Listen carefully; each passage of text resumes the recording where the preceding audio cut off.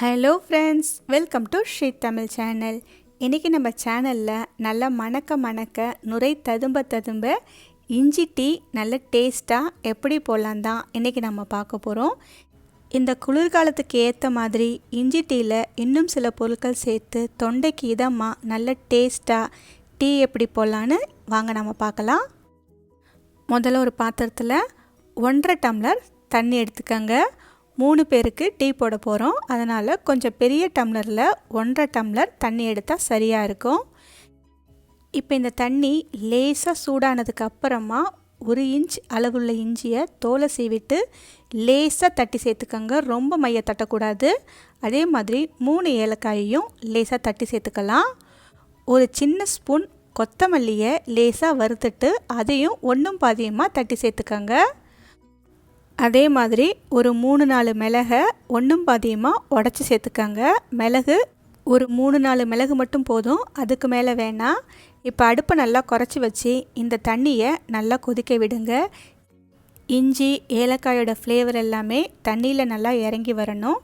அதனால் கண்டிப்பாக அடுப்பை நல்லா குறைச்சி வச்சு ஒரு 2 நிமிஷத்துக்கு நல்லா கொதிக்க விடுங்க. அடுத்து இதில் ஒரு 3 ஸ்பூன் சர்க்கரை சேர்த்துக்கோங்க.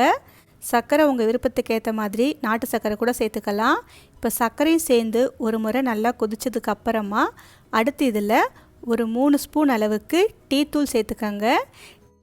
டீ தூள் சேர்த்ததுக்கப்புறம் அடுப்பை மீடியம் ஃப்ளேமில் வச்சு இந்த டீ தூளை நல்லா கொதிக்க விடுங்க. டீ தூள் சேர்த்ததுக்கப்புறம் ஒரு 2 நிமிஷம் மட்டும் இதை நல்லா கொதிக்க விடுங்க. டீ தூள் நல்லா கொதிச்சு வந்ததுக்கு அப்புறமா தண்ணி சேர்க்காம காய்ச்சி ஆற வச்ச பால் ஒரு 2 டம்ளர் சேர்த்துக்கங்க. உங்களுக்கு இன்னும் டீ கொஞ்சம் தண்ணியாக வேணும்னு நினச்சிங்கன்னா 1.5 டம்ளர் பால் போதும். இப்போ இந்த பாலை சேர்த்துட்டு இந்த பாலோடு சேர்த்து அடுப்பு நல்லா ஹை ஃப்ளேமில் வச்சு ஒரு 2 நிமிஷம் இந்த பாலும் டீயும் சேர்ந்து கொதிக்கட்டும். பால் சேர்த்ததுக்கப்புறம் அடுப்பை குறைச்சி வைக்கக்கூடாது. நல்லா முடிஞ்ச அளவுக்கு ஹை ஃப்ளேமில் வச்சு பால் பொங்குச்சுன்னா கரண்டியாலே நல்லா கலந்து விடுங்க. பால் ஏற்கனவே காய்ச்சி ஆற வச்ச பால் அப்படின்றதுனால நமக்கு 2 நிமிஷம் எல்லாமே சேர்ந்து கொதிச்சா போதும். அதுக்கு மேலே கொதிச்சதுன்னா உங்களுக்கு டீயில் பாலோட வாசனை வரும். இப்போ பார்த்தீங்கன்னா ஒரு 2 நிமிஷம் நல்லா கொதிச்சிடுச்சு. இப்போ நம்ம ஸ்டவ்வை ஆஃப் பண்ணிவிட்டு ஒரு ஃபில்டரை வச்சு இந்த டீயை வடிகட்டிக்கலாம்.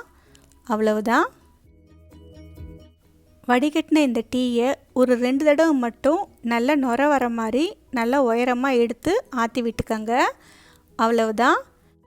நுரை ததும்ப இஞ்சி ஏலக்காய் மணத்தோட சூப்பரான டீ ரெடி ஆயிடுச்சு. நல்ல குளிர் மழை நேரங்களில் தொண்டைக்கு இதமாக இந்த டீ ரொம்பவே சூப்பராக இருக்கும். ஓகே ஃப்ரெண்ட்ஸ், இந்த டீயை உங்கள் வீட்டில் ஒரு முறை ட்ரை பண்ணி பார்த்துட்டு எப்படி இருக்குன்னு சொல்லுங்கள். இந்த ரெசிபி உங்களுக்கு பிடிச்சிருந்தா லைக் பண்ணுங்கள், ஷேர் பண்ணுங்கள். ஸ்ரீ தமிழ் சேனலுக்கு சப்ஸ்கிரைப் பண்ணுங்கள். தேங்க்ஸ் ஃபார் வாட்சிங்.